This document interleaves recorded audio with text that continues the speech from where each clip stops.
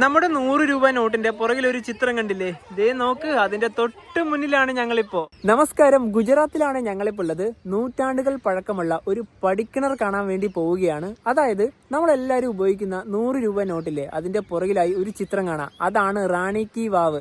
അത് കാണാൻ വേണ്ടിയിട്ടാണ് പോകുന്നത്. ഇത് സ്ഥിതി ചെയ്യുന്നത് അഹമ്മദാബാദിൽ നിന്നും 100 കിലോമീറ്റർ മാറിയിട്ടുള്ള പാടൻ എന്ന സ്ഥലത്താണ്. രാവിലെ 6:20 അഹമ്മദാബാദിലെ സബർമതിയിലാണ് ഞങ്ങളിപ്പോൾ ഉള്ളത്. സബർമതി BG റെയിൽവേ സ്റ്റേഷനാണ് ഇത്. ഇവിടെ നിന്നാണ് ഇനിയിപ്പോൾ നമുക്ക് പോകാനുള്ള ട്രെയിൻ ഉള്ളത്. രാവിലെ 7 മണിക്കാണ് ട്രെയിൻ പുറപ്പെടുക. ഇവിടെ ഇപ്പോൾ നല്ല തിരക്കാണ്, കൂടാതെ തന്നെ നല്ല തണുപ്പാണ്. ഞങ്ങൾ അഹമ്മദാബാദ് റെയിൽവേ സ്റ്റേഷൻ്റെ ഭാഗത്തുനിന്ന് ഊബറിലാണ് ഇപ്പോൾ ഇവിടത്തേക്ക് വന്നത്. അതിന് 130 രൂപയാണ് ആയത്. ഏകദേശം 10 കിലോമീറ്ററിന്റെ അടുത്ത് തന്നെ ദൂരം ഉണ്ടായിരുന്നു. സാബർമതി റെയിൽവേ സ്റ്റേഷന്റെ 7ാം നമ്പർ പ്ലാറ്റ്ഫോമിലേക്ക് വന്നുവേ. ഇവിടെ നിന്നാണ് നമുക്കിന്ന് പോകാനുള്ള ട്രെയിൻ പുറപ്പെടുക. ഭഗത്തി കൊത്തി ലോക്കോമോട്ടീവ് ഷെഡിന് കീഴിലുള്ള WAP7 ആണ് ലോക്കോമോട്ടീവായി വരുന്നത്. അതുപോലെ തന്നെ ഇവിടെ ആകെ 7 പ്ലാറ്റ്ഫോമുകളാണുള്ളത്. ശരിക്കും പറഞ്ഞാൽ ഇവിടെ ഇപ്പോൾ മുഴുവനായിട്ടും കൺസ്ട്രക്ഷൻ ഒക്കെ നടക്കുകയാണ്. സ്റ്റേഷന്റെ നവീകരണമാണ് മെയിനായിട്ട് പറയാനുള്ളത്. അതുപോലെ തന്നെ ഈ ഭാഗത്തേക്ക് നോക്കുകയാണെങ്കിൽ ബുള്ളറ്റ് ട്രെയിനിന്റെ പില്ലറുകളൊക്കെ കാണാം. നമ്മുടെ രാജ്യത്ത് ഇതാ ബുള്ളറ്റ് ട്രെയിൻ വരികയാണല്ലോ, ഇതുവഴിയാണ് ബുള്ളറ്റ് ട്രെയിനൊക്കെ കടന്നു പോകുന്നത്. അപ്പോൾ നമ്മളിന്ന് പോകുന്ന ട്രെയിനെ പറ്റി പറയാം. സബർമതി BGന്ന് ജോധ്പൂരിലേക്കുള്ള സൂപ്പർ ഫാസ്റ്റ്. ഇതിൽ ഞങ്ങൾ സ്ലീപ്പർ ക്ലാസ് ആണ് ബുക്ക് ചെയ്തത്. ശരിക്കും പറഞ്ഞാൽ ഞങ്ങൾ ബുക്ക് ചെയ്യുന്ന സമയത്ത് നമുക്ക് കിട്ടിയത് 2 വ്യത്യസ്തമായ കോച്ചുകളാണ്. ഒന്ന് S1ലും ഒന്ന് S2ലും. ഞങ്ങൾ രണ്ടുപേരും S1 കോച്ചിലാണ് കയറുന്നത്. സാബർമതി റെയിൽവേ സ്റ്റേഷൻ ഇതാ കറക്റ്റ് 7 മണിക്ക് തന്നെ ട്രെയിൻ പുറപ്പെട്ടു. 102 കിലോമീറ്റർ ആണ് നമുക്ക് യാത്ര ചെയ്യാനുള്ളത്. 1 മണിക്കൂർ 20 മിനിറ്റ് സമയം എന്തായാലും എടുക്കും. റെയിൽ ട്രാക്കിനോട് ചേർന്ന് തന്നെ ഒരുപാട് ഷെഡുകൾ കാണുന്നില്ലേ, അവിടെയൊക്കെ ആൾക്കാർ താമസിക്കുന്നതാണ്. കോച്ചിന്റെ അകത്ത് വലിയ തിരക്കൊന്നും തന്നെ ഇല്ല. എല്ലാവരും കയറിയ സമയത്ത് തന്നെ കിടന്നുറങ്ങുകയാണ്. ട്രെയിൻ ഇപ്പോൾ മഹേസാണ റെയിൽവേ സ്റ്റേഷൻ കഴിഞ്ഞ് അടുത്ത് തന്നെയാണ് നമുക്കിനി ഇറങ്ങാനുള്ളത്. ഞങ്ങൾ ഇന്നലെയാണ് ഈ ട്രെയിനിൽ ടിക്കറ്റ് ബുക്ക് ചെയ്തത്. RIC ആണ് ഉണ്ടായിരുന്നത്. ചാർട്ട് പ്രിപ്പയർഡ് ആകുമ്പോൾ 2 വ്യത്യസ്തമായ കോച്ച് തന്നെയാണ് കിട്ടിയത്. ശരിക്കും പറഞ്ഞുണ്ടല്ലോ, കറന്റ് ബുക്കിംഗ് വഴി എടുത്താൽ മതിയായിരുന്നു. 100ഓളം ബെർത്തുകളാണ് അവൈലബിൾ ആയിട്ടുണ്ടായിരുന്നത്. സബർമതിയിൽ നിന്ന് പാടൻ വരെ ഞങ്ങൾക്ക് സ്ലീപ്പർ ക്ലാസ്സിൽ ഒരാൾക്ക് വന്ന ടിക്കറ്റ് ചാർജ് 180 രൂപയാണ്. അഹമ്മദാബാദിൽ നിന്നും 102 കിലോമീറ്റർ യാത്ര ചെയ്ത് ട്രെയിൻ ഇപ്പിത പാടൻ റെയിൽവേ സ്റ്റേഷനിലേക്ക് എത്തുകയാണ്. 8:25 ഇപ്പോൾ. ഇവിടുന്ന് അണ്ടർസൂളിലേക്കൊക്കെ കയറാനുള്ള ആൾക്കാരുടെ തിരക്കാണിത്. എന്നാലും വലിയ തിരക്കില്ല. ഈ ട്രെയിനിന് ഉച്ചയ്ക്ക് 2:30 ആകുമ്പോൾ ജോധ്പൂർ എത്തും. നല്ലൊരു ട്രെയിൻ തന്നെയാണ്. ഇതന്നെയാണ് സബർമതിയിൽ നിന്ന് ജയ്സാൽമീറിലേക്കുള്ള എക്സ്പ്രസ് ആയിട്ടും പോകുന്നത്. ഇനിയിപ്പോൾ ഇവിടെ നിന്നൊരു 3.5 കിലോമീറ്റർ ദൂരമുണ്ട് നമുക്ക് പോകാനുള്ള ഭാഗത്തേക്ക്. നോക്കട്ടെ ഇവിടുന്ന് വണ്ടിയൊക്കെ കിട്ടുമോന്നൊക്കെ. ഓട്ടോ ഒക്കെ കാണുന്നുണ്ട്. സ്റ്റേഷൻ്റെ പുറത്തെ ഒരു കാഴ്ച ഇങ്ങനെയാണ്. ആകെ ഒരു പൊടിമയം തന്നെ പറയാം. എന്തായാലും ആ ഒരു ഭാഗത്തേക്ക് പോവാം.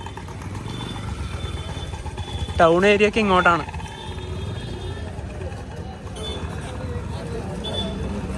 ഒരു തിരക്കേറിയ ഭാഗം തന്നെയാണിത്.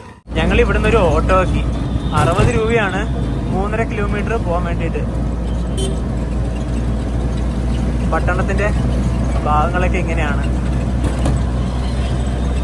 ഇവിടെയൊക്കെ വലിയ വൃത്തിയൊന്നും തന്നെ ഇല്ല. രാവിലെ ഇപ്പം ഈ സമയം ആയപ്പോഴത്തേക്കും നല്ല വെയിലൊക്കെ വന്ന് കുറച്ച് ചൂടെങ്കിലും ഉണ്ടാവുമെന്നാണ് വിചാരിച്ചത്. ശക്തമായ തണുപ്പാണിപ്പോൾ.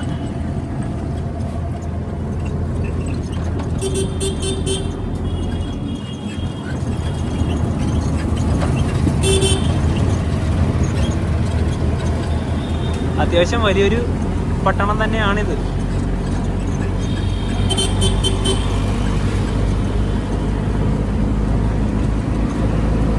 കടകളൊന്നും തുറക്കാനുള്ള സമയമായിട്ടില്ല.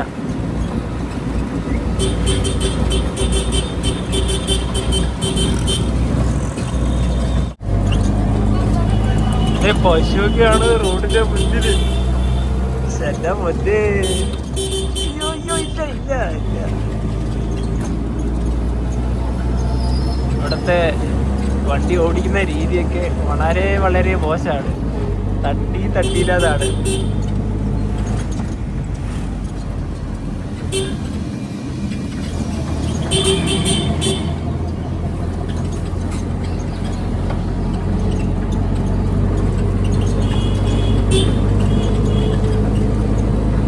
എത്ര പശുക്കളാണ് റോഡിൽ തന്നെ.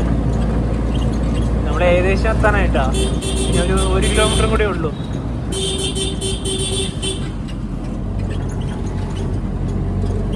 പശു മാത്രല്ല കേട്ടോ, കാളയും ഉണ്ടാവാം. ശരിക്കും ഈ സമയത്ത് ഈ ഓട്ടോറിക്ഷയിൽ പോകാൻ പറ്റുന്നില്ല, തണുത്ത് വിറക്കുകയാണിപ്പോ.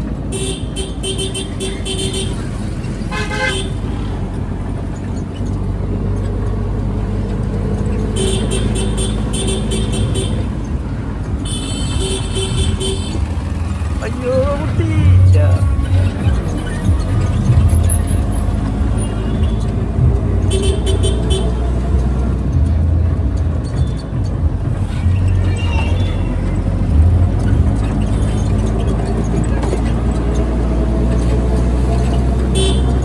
ഓട്ടോയിൽ യാത്ര ചെയ്ത് റാണി കി വാവ് ഉള്ള ആ ഒരു ഭാഗത്തെത്തിയേ. ഇവിടെ ഒരു വെൽക്കം ബോർഡൊക്കെ കാണാം. ഇനിയിപ്പോൾ നേരെ ആ ഭാഗത്തേക്കാണ് പോകാനുള്ളത്. ടിക്കറ്റ് കൗണ്ടർ ഇവിടെ തന്നെയാണ്. പിന്നെ ഇവിടെ എത്തിയാൽ ഈ ഭാഗത്താണ് പാർക്കിങ്. ഇപ്പോൾ രാവിലെ തന്നെ ക്ലീനിങ് ഒക്കെയാണ് ഇവിടെ നടക്കുന്നത്. അത്യാവശ്യം വണ്ടികളൊക്കെ പാർക്ക് ചെയ്യാനുള്ള ഒരു ഭാഗമുണ്ട്. ടിക്കറ്റ് കൗണ്ടർ ഇപ്പോൾ 8 മണി കഴിഞ്ഞു, അതുകൊണ്ട് ഓപ്പണായി. ടിക്കറ്റ് എടുത്ത് അകത്തേക്ക് കയറിയ ഒരാൾക്ക് 35 രൂപയാണ് ആയത്.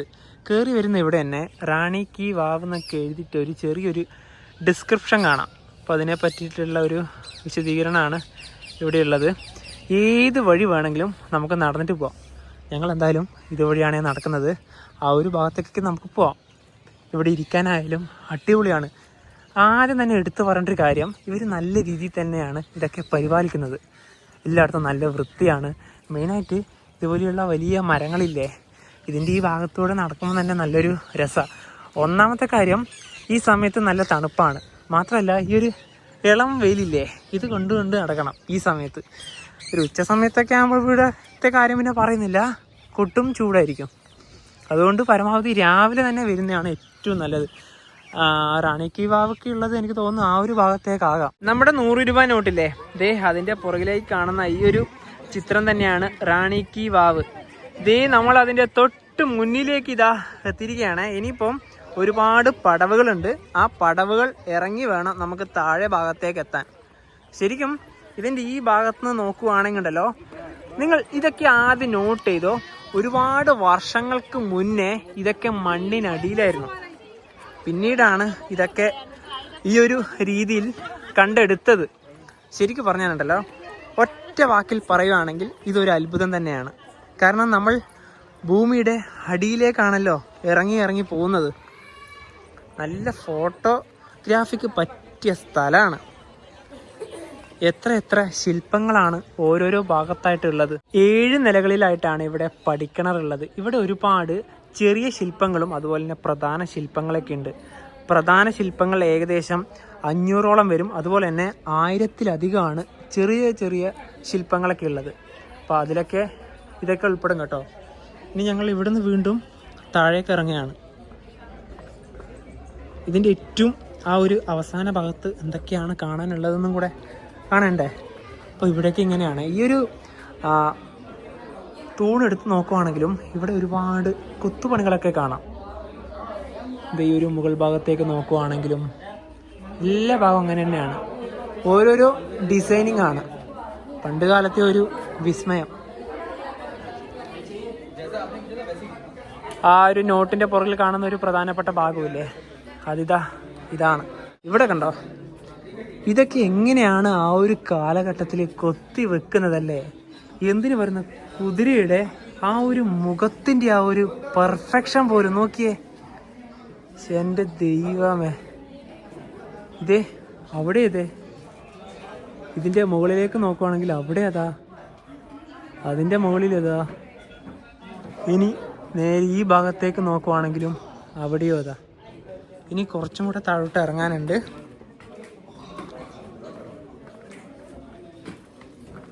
ഇവിടെ ശരിക്കും പറഞ്ഞാൽ നല്ല തണുപ്പാണ്. ഏറ്റവും നമുക്ക് വരാൻ പറ്റുന്ന ആ ഒരു ഭാഗം ഇവിടെ വരെയാണ് പ്രവേശനമുള്ളത്. ഇവിടത്തേക്ക് ഇറങ്ങാൻ പറ്റില്ല. ഇവിടെയും ഒരുപാട് തൂണുകളൊക്കെ ഉണ്ട്. അതിലും കൊത്തുപണികളൊക്കെ തന്നെയാണ്. പണ്ടിതിലൂടെ സരസ്വതി നദി ഒഴുകിയിരുന്ന സമയത്ത് മണ്ണിലടിയിൽ ഉണ്ടായിരുന്നൊരു ഭാഗങ്ങളായിരുന്നു ഇതൊക്കെ. ആ മണ്ണിലടിയിൽ ഉണ്ടായിരുന്ന ഭാഗത്തെയാണ് ഇന്ന് ഇത്രയും നല്ല തിളക്കത്തോടെ ഇതേ രീതിയിൽ കാണാനായി സാധിക്കുന്നത്. ശരിക്കും ഇതൊരു അത്ഭുതം തന്നെയാണ് ഒരു കാര്യത്തിൽ എടുത്തു പറയുമ്പോൾ. ആ മണ്ണിലടിയിൽ ഉണ്ടായിരുന്നൊരു ഇത്രയും വലിയ അത്ഭുതത്തെ നമ്മളിന്ന് ഈ ഒരു കാലഘട്ടത്തിൽ ഇത്രയും നല്ല രീതിയിൽ കാണാൻ സാധിച്ചില്ലേ. നമുക്കിനിപ്പോൾ അതിൻ്റെ ആ ഒരു മുകൾ ഭാഗത്തേക്ക് പോകാം കേട്ടോ. അതിലൂടെ ഒക്കെ പോയിട്ട് ഈ താഴേക്ക് നോക്കുമ്പോഴുള്ള ഒരു വ്യൂ ഒക്കെ എങ്ങനെയാണെന്ന് നമുക്ക് നോക്കാം. ഇതൊരു ഭൂഗർഭ ക്ഷേത്രമാണെന്ന് പറയാം. അതുപോലെ തന്നെ തലകീഴായിട്ട് നിൽക്കുന്നതായിട്ടാണ് ഇത് രൂപകൽപ്പന ചെയ്തിട്ടുള്ളത്. ഹിന്ദു റിലേറ്റഡ്, അതായത് മതപരമായിട്ടുള്ള ഒരുപാട് ദേവന്മാരുടെയും മൃഗങ്ങളുടെയൊക്കെ ചിത്രങ്ങളാണ് കുത്തുപണികൾക്ക് നമുക്ക് കാണാൻ വേണ്ടി സാധിക്കുന്നത്. ഇന്ത്യയിലെ തന്നെ ഒരു അണ്ടർ റേറ്റഡ് ആയിട്ടുള്ള ഒരു ഹിസ്റ്റോറിക്കൽ പ്ലേസ് ആണെന്ന് കൂടി നമുക്ക് പറയാം. ഇവിടെ നിന്നുള്ള കാഴ്ചയൊക്കെ കണ്ട് ഇനിയിപ്പോൾ ഈ ഒരു ഭാഗത്തുനിന്ന് നമുക്ക് ഇതിലൂടെയൊക്കെ നടന്നിട്ട് പോവാം. ഇവിടെ മറ്റും കാണാൻ ഒരുപാട് കാഴ്ചകളൊക്കെ ഉണ്ട്. പിന്നെ ഇവിടെ തന്നെ ടോയ്ലറ്റ്സ് ഒക്കെ ഉണ്ട്. അതൊക്കെ അങ്ങ് ആ ഭാഗത്താണ്. ഒരുപാട് നല്ല നല്ല സ്ഥലങ്ങളാണ്. എവിടെ വേണമെങ്കിലും പോയിരിക്കാം. അതാണ് ഏറ്റവും വലിയ ഒരു കാര്യം. പടിക്കിണറിൻ്റെ ഏറ്റവും മുകളിൽ നിന്നുള്ളൊരു കാഴ്ച ഇതാണേ. നമ്മളിതാ അങ്ങാ മുന്നിൽ കാണുന്ന അതുവഴിയാണ് ഇറങ്ങിയതാ ഇങ്ങനെ വന്നത്. ശരിക്കും ആ ഒരു കിണറിൻ്റെ ആ ഒരു ഭാഗം ഇല്ലേ, അതിത് ഇങ്ങനെയാണ്. ഈ ഒരു ഭാഗത്താണ്. ഇവിടെയാണ് ആ ഒരു, അതായത് നമുക്ക് അവസാനമായിട്ട് പോകാൻ പറ്റുന്നൊരു ഭാഗം അങ്ങതാ അവിടെയാണ്. ശരിക്കും ഇതൊരു ഒന്നൊന്നര സംഭവം തന്നെയാണ്. നമുക്കിതിൻ്റെ ബാക്കി അകത്തേക്കൊന്നും ഇതുവഴിയൊന്നും കയറാൻ പറ്റില്ല കേട്ടോ.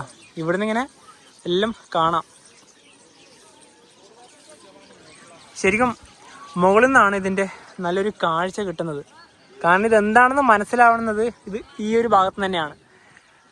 ഈ ഒരു ഭാഗം, ഈ ഒരു ലെവലില്ലേ, ഇവിടുന്ന് നേരിതാ ഈ ഒരു ഭാഗം അങ്ങനെയാണ് ശരിക്കും പറഞ്ഞാൽ ഇത് മണ്ണിൽ മൂടപ്പെട്ട രീതിയിൽ ഉണ്ടായിരുന്നത്. പിന്നെ ഇത് എടുത്തവരെയാണ് ശരിക്കും പറഞ്ഞാൽ അഭിനന്ദിക്കേണ്ടത്. ഒരുപാട് കുട്ടികളാണ് ഇവിടെ ഈ സമയത്തൊക്കെ വരുന്നത്. ഇത് മറ്റൊരു സ്കൂളാണ്, ഇത് വേറെ. ഇവരിപ്പോൾ ഇവിടെ വന്നതേ ഉള്ളൂ. പാടൻ എന്ന നഗരത്തെക്കുറിച്ചും റാണി കി വാവിനെ കുറിച്ചും പറയുകയാണെങ്കിൽ ഈ പറഞ്ഞ ഒരു നഗരം സ്ഥാപിച്ചത് ചാവട രാജവംശത്തിലെ രാജാവായ വനരാജ് ചാവടയാണ്. ഒരുപാട് ഹിന്ദു മുസ്ലിം രാജവംശത്തിലെ രാജാക്കന്മാരുടെ പ്രധാനപ്പെട്ട ഒരു വ്യാപാര കേന്ദ്രം കൂടിയാണ് ഈ നഗരം എന്ന് വേണമെങ്കിൽ നമുക്ക് പറയാം. അതുപോലെ തന്നെ ഇന്ന് വംശനാശം സംഭവിച്ച സരസ്വതി നദിയുടെ തീരത്താണ് ഈ പറഞ്ഞൊരു നഗരം സ്ഥിതി ചെയ്യുന്നത്. നമ്മളിപ്പോൾ കണ്ടല്ലോ റാണി കി വാവ്.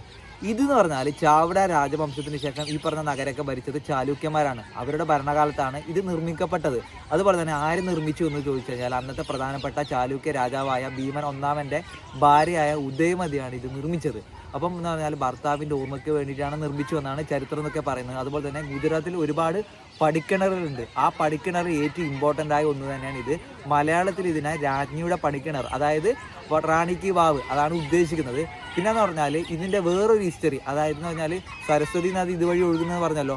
ആ ഒരു സമയത്ത് ഇത് പറഞ്ഞാൽ മണ്ണിനടിയിലായിരുന്നു. 1940 ഇത് കണ്ടെത്തിയത്. ശേഷം 1980 പുരാവസ്തു സർവേക്ക് ഇവിടെ ആരംഭിക്കേണ്ടായി. ശേഷം 2014 എന്താ പറയുക, യുനെസ്കോൻ്റെ ലോക പൈതൃക പട്ടികയിൽ ഇത് ഇടം നേടിയത്. കൂടാതെ 2018 നമ്മുടെ ഇന്ത്യൻ രൂപ 100 രൂപയുടെ പിറകിൽ ഇത് ആലേഖനം ചെയ്യുകയും ചെയ്തു. പടിക്കിണറുള്ള ഈ ഒരു ഭാഗമൊക്കെ നല്ല രീതിയിൽ തന്നെയാണ് ഇവർ പരിപാലിക്കുന്നതെന്ന് പറഞ്ഞില്ലേ. ഇപ്പോൾ ഇവിടെ ഈ ഒരു പുല്ലുകൾക്ക് വെള്ളമൊക്കെ ഒഴിക്കുന്നതാണ്. അക്കാര്യത്തിലൊക്കെ അടിപൊളി തന്നെയാണല്ലേ, നല്ല വൃത്തി തന്നെയാണ്. നമ്മളെ പാടം റെയിൽവേ സ്റ്റേഷൻ ഇറങ്ങുന്ന ആ ടൗണിന്റെ ഭാഗം കണ്ടില്ലേ, അവിടെ വലിയ വൃത്തിയൊന്നും ഇല്ല എന്ന് നമുക്ക് എടുത്തു പറയാം. പക്ഷേ ഇവിടെ കയറുമ്പോൾ തന്നെ ഉണ്ടല്ലോ അതും ഇതും തമ്മിൽ ഒരു ബന്ധമില്ല എന്ന് പറയാം. അതായത് 2016 സമയത്ത് ശുചിത്വ സമ്മേളനമൊക്കെ ഉണ്ടായിരുന്നു. ആ ഒരു സമയത്ത് ഇന്ത്യയിലത്തെ ഏറ്റവും എന്താ പറയുക വൃത്തിയിൽ ഒരു ഐക്കണിക് ആയിട്ടുള്ള ഒരു സ്ഥലമായിട്ട് എന്താ പറയുക നാമകരണം ചെയ്തത് ഇതിനെയാണ്. ഇനിയിപ്പം ഞങ്ങൾ ഇതുവഴി തന്നെ നേരെ തിരിച്ചു നടക്കുകയാണ്. ഒരുപാട് പേര്, അതായത് കൂടുതൽ ഇപ്പോൾ ഉണ്ടല്ലോ ഗ്രൂപ്പായിട്ട് സ്കൂളിൽ നിന്നൊക്കെയാണ് വരുന്നത്. ഒരുപാട് കുട്ടികൾ, അതായത് ഈ ഒരു ഭാഗത്തെ ഏതെങ്കിലും സ്കൂളിൽ നിന്നൊക്കെ ആകാം അല്ലേ, ഒരുപാട് പേര് അങ്ങനെ വരുന്നുണ്ട്. പിന്നെ ഉണ്ടല്ലോ ഇത് തന്നെയാണ് ഇന്ത്യയിലത്തെ പിന്നെ 100 രൂപയിൽ എല്ലാവർക്കും അറിയുന്ന കാര്യം തന്നെയാണല്ലോ. ഇത് തന്നെയാണ് ഇവിടുത്തെ ഇമ്പോർട്ടന്റ് സാധനം. പിന്നെ ഉണ്ടല്ലോ ഈ പറഞ്ഞ യുനെസ്കോന്റെ ആയാലും ലോക പൈതൃക പട്ടികയിൽ ഇടം നേടിയ കുറച്ച് അല്ലറ ചില്ലറായിട്ട് കുറച്ച് സ്ഥലങ്ങളൊക്കെ ഇതിന്റെ സമീപ പ്രദേശത്തും ഉണ്ട്. ഞങ്ങൾ അവിടെ നിന്ന് ഇറങ്ങി റോഡുള്ള ഭാഗത്തേക്ക് വന്നു. ഇനിയിപ്പോൾ അടുത്തത് പോകുന്നത് സഹസ്രാലിംഗ് തലാവ് എന്ന ഭാഗത്തേക്കാണ്. ഇവിടുന്ന് 400 മീറ്റർ മാത്രമേ ദൂരമുള്ളൂ. പിന്നെ ഇവിടെ തന്നെ ഇതാ ഒരുപാട് പ്രൈവറ്റ് ബസ്സുകളൊക്കെ കാണാം. ആ കുട്ടികളൊക്കെ വന്ന വണ്ടിയാണ് ഇത് ഒരു പശു, ഇത് ബസ്സൊക്കെ വരുന്നുണ്ട്.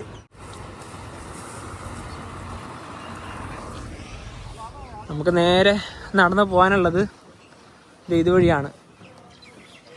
ഈ ഭാഗത്തെ വൃത്തിയൊന്നും ഒരു കുഴപ്പമില്ല കേട്ടോ. ഇവരൊക്കെ ഇവിടെ ഏത് സമയം വൃത്തിയാക്കുന്നുണ്ട്. Welcome to സഹസ്രാലിംഗ് തലാവ്. ഇവിടെ ടിക്കറ്റ് കൗണ്ടറൊക്കെ ഉണ്ടോ നമുക്ക് നോക്കാം.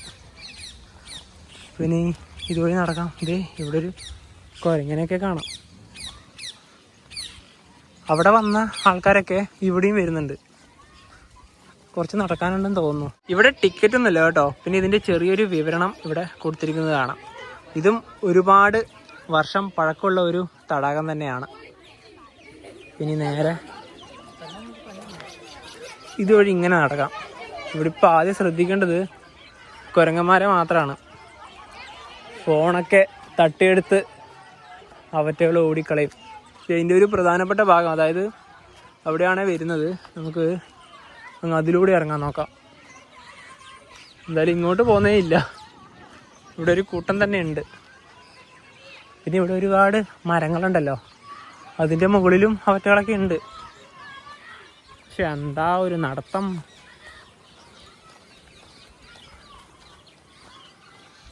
നമുക്ക് ഇതിലൂടെ ഇറങ്ങാൻ പറ്റുക.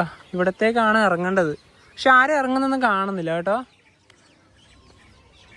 ഇത് ഇവിടെയൊക്കെ മുഴുവൻ കുരങ്ങന്മാർ മാത്രമേ ഉള്ളൂ. അതാണ് വലിപ്പം പറയുവാണെങ്കിൽ ഏറ്റവും വലിയൊരു ജലസംഭരണിയാണ് നമുക്ക് വേണമെങ്കിൽ പറയാം. അതുപോലെ തന്നെ ഉണ്ടല്ലോ ചാലൂക്യ ഭരണകാലത്ത്, അതുപോലെ തന്നെ സോളങ്കി ഭരണകാലം എന്ന് വേണമെങ്കിൽ പറയാം. ആ ഒരു സമയത്താണ് ഈ പറഞ്ഞ ഒരു തടാകം നിർമ്മിച്ചത്. കൃത്രിമമായിട്ടുള്ള ഒരു ജലസംഭരണി കൂടിയാണ് ഇപ്പൊ നമ്മൾ കണ്ട സഹസ്രാലിംഗ് തടാകം. ഇപ്പൊ 11 മണി കഴിഞ്ഞ് രാവിലെ ഓട്ടോ ഇറങ്ങിയ സമയത്ത് കണ്ട കാഴ്ചയേ അല്ല. ഒരുപാട് കടകളൊക്കെ വന്നു ഇപ്പോൾ ഇവിടെ. ഇനി ഞങ്ങൾ നേരെ തിരിച്ച് റെയിൽവേ സ്റ്റേഷൻ്റെ ഭാഗത്തേക്ക് തന്നെ പോവുകയാണേ. ഏതെങ്കിലും ഒരു ഓട്ടോയിൽ കയറിയിട്ട് പോവാം.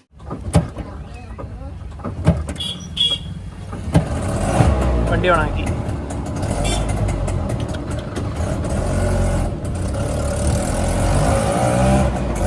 നമ്മൾ ഇങ്ങോട്ട് വന്നത് 60 രൂപക്കാണ്. തിരിച്ചിനി പോകുന്നത് 80 രൂപക്ക്. ഇവർ തോന്നിയ റേറ്റാണ് വാങ്ങിക്കുന്നത്. പറഞ്ഞിട്ട് കാര്യമില്ല, പിന്നെ ഇവിടുന്ന് വേറെ വണ്ടിയൊന്നും ഇല്ലല്ലോ.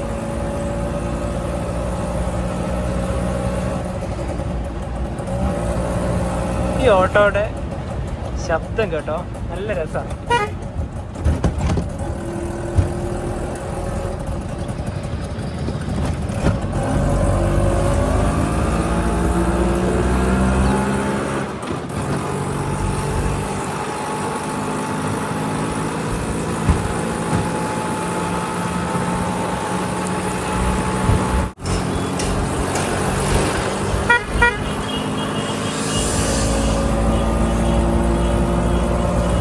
അങ്ങനെ റെയിൽവേ സ്റ്റേഷന്റെ ഭാഗത്ത് തന്നെ ഞങ്ങൾ തിരിച്ചെത്തിയേ. ഈ സമയത്ത് ഇവിടുത്തെ തിരക്ക് കണ്ടോ. ഇവിടെ ഇഞ്ചിയാണിത്. റെയിൽവേ സ്റ്റേഷൻ അവിടെയാണ്.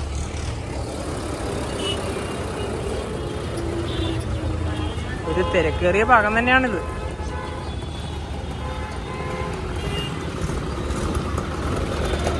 ശരിക്കും പറഞ്ഞാൽ ഈ ഗുജറാത്തില് ഓട്ടോകൾക്ക് യാത്ര ചെയ്യുമ്പം പൈസ വളരെയധികം കുറവാണ്. ചെറിയ പൈസയേ ഉള്ളൂ. പക്ഷേ ചിലവരൊക്കെ തോന്നിയ റേറ്റാണ് വാങ്ങിക്കുന്നത്.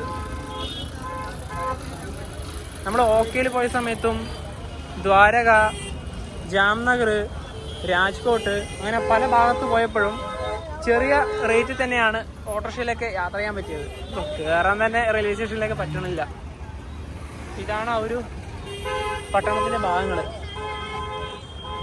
അങ്ങനെ ഇതാ റെയിൽവേ സ്റ്റേഷനിൽ തന്നെ തിരിച്ചെത്തി. ഇനിയിപ്പോൾ നമുക്ക് ഇവിടുന്ന് പോകാനുള്ള ട്രെയിൻ എത്ര മണിക്കാണെന്നൊക്കെ നോക്കാം. ഇവിടെയാണ് ടിക്കറ്റ് കൗണ്ടർ. ഇപ്പോൾ 11:30. 12:10 സാബർമതിയിലേക്ക് പോകുന്ന DEMU ആണിത്.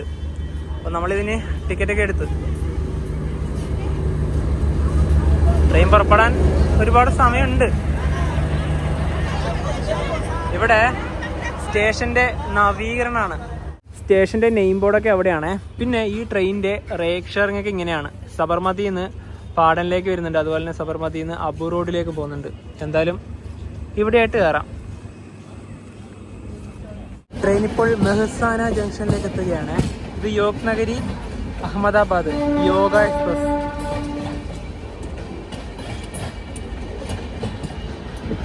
അതെന്തായാലും കയറി പോവും.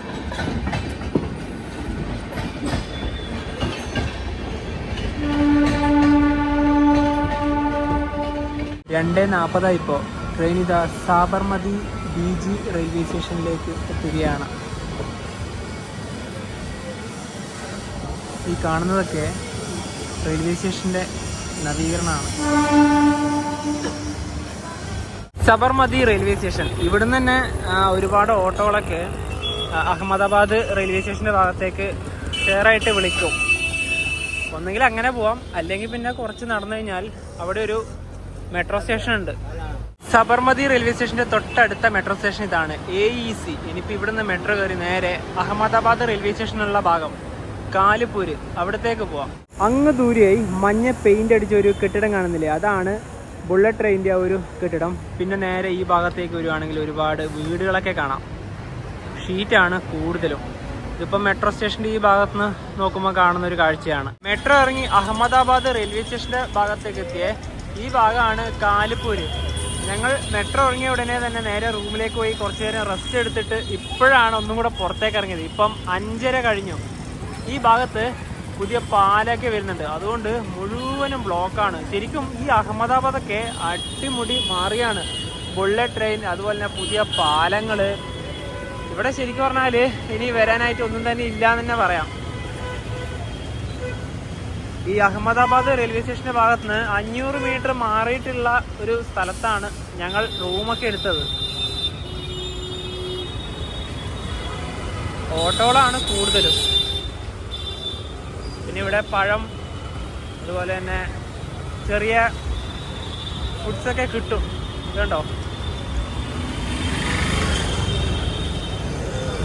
ഇത് ഇവിടെയാണ് അഹമ്മദാബാദ് റെയിൽവേ സ്റ്റേഷൻ. ഇതിലൂടെയൊക്കെ പോവുക എന്നതാണ് കുറച്ച് ബുദ്ധിമുട്ട്.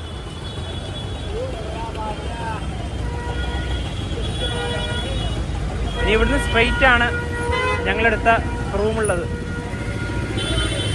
ഈ ഭാഗത്ത് ശരിക്കും പറഞ്ഞാൽ രാവിലെ വൈകുന്നേരം ഒന്നൊന്നുമില്ല, എല്ലാ സമയത്തും ഇതുപോലെ തന്നെയാണ്. പിന്നെ നല്ല രീതിയിൽ തന്നെ പൊടിയാണ്. ചെറിയ ചെറിയ ധാബകളൊക്കെ ഈ ഭാഗത്തൊക്കെ ഉണ്ട്. ഞങ്ങളെന്തായാലും ഇവിടുന്ന് ഓൺലൈൻ വഴി ഫുഡ് വാങ്ങിക്കാനാണ് ഉദ്ദേശിക്കുന്നത്. സൊമാറ്റോ വഴി ബുക്ക് ചെയ്യുകയാണേ. ഞങ്ങൾ ഇന്നലെയാണ് ഇവിടെ എത്തിയത്. ഇന്നലെ രാത്രി അങ്ങനെ തന്നെയാണ് ബുക്ക് ചെയ്തത്. കാരണം ഈ ഭാഗത്തെ റെസ്റ്റോറൻറ്റ് അധികം ഇഷ്ടപ്പെട്ടില്ല, വൃത്തി കുറച്ച് കുറവാണ്. ഇതിലൂടെ തന്നെയാണ് ബസ്സൊക്കെ പോകുന്നതും. അതെ, ഒന്ന് അതിലൂടെ വരുന്നത് കാണാം. ഇത് നോൺ AC ആണേ, അങ്ങ് അതിലൂടെ AC പോയി. GSRTC. ഇത് ഞങ്ങളുടെ റൂമുള്ള ഭാഗമല്ല, ഞങ്ങൾ ജസ്റ്റ് ഒന്ന് ഇവിടത്തെയും കൂടെ പോവുകയാണ്. വളരെ പഴയ കെട്ടിടങ്ങളാണ് ഇവിടെയൊക്കെ. ഒരുപാട് പഴക്കം തോന്നിക്കുന്നുണ്ട് ഓരോ കെട്ടിടങ്ങളും കാണുമ്പോൾ.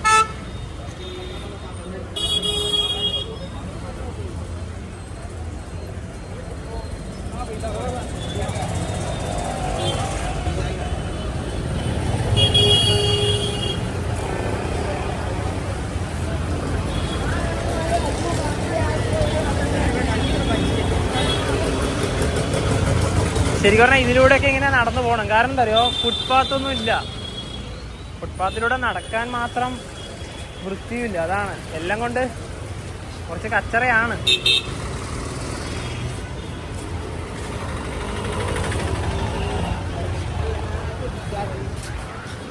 സാറംഗ്പൂർ bus terminus. Welcome to AMTS. ഒരുപാട് ബസ് ഉണ്ട് കേട്ടോ അതിൻ്റെ അകത്ത്. അപ്പോൾ ഞങ്ങൾ ജസ്റ്റ് ഒന്ന് ഇത് കാണാൻ വേണ്ടി മാത്രം വന്നതാണ്. നമ്മൾ ജസ്റ്റ് ഒന്ന് ഏതെങ്കിലും ഭാഗത്തേക്ക് വന്നാൽ അപ്പം തന്നെ ഓട്ടോക്കാർ നമ്മളെ വിടൂല. ഈ വണ്ടിയിൽ വന്ന ചേട്ടൻ ഇവിടെ ഒരു കൂട്ടം പ്രാവുകളുണ്ട്, അവറ്റകൾക്കൊക്കെ തീറ്റ കൊടുക്കുകയാണ്. അവറ്റകൾക്കൊരു സന്തോഷമായില്ലേ. ഇവിടെ തന്നെ കുടിക്കാൻ വേണ്ടിയിട്ട് വെള്ളമൊക്കെ വെച്ചിട്ടുണ്ട്. സമയം ഇപ്പോൾ 6 മണിയായേ. ഇനിയിപ്പോൾ നേരെ റൂമിൻ്റെ ഭാഗത്തേക്ക് തന്നെ പോവുകയാണ്.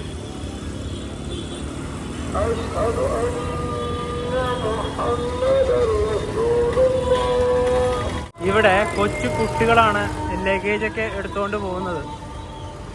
ഇവിടെ തന്നെ ഒരുപാട് ഡോർമെട്രീസും റൂംസൊക്കെ ഉണ്ട് കേട്ടോ. അതിൽ ഞങ്ങൾ എടുത്തത് ഇവിടെയാണ്, ഹോട്ടൽ ആറാം. അവിടെ തന്നെ റൂമും ഉണ്ട്, ഡോർമെട്രിയും ഉണ്ട്.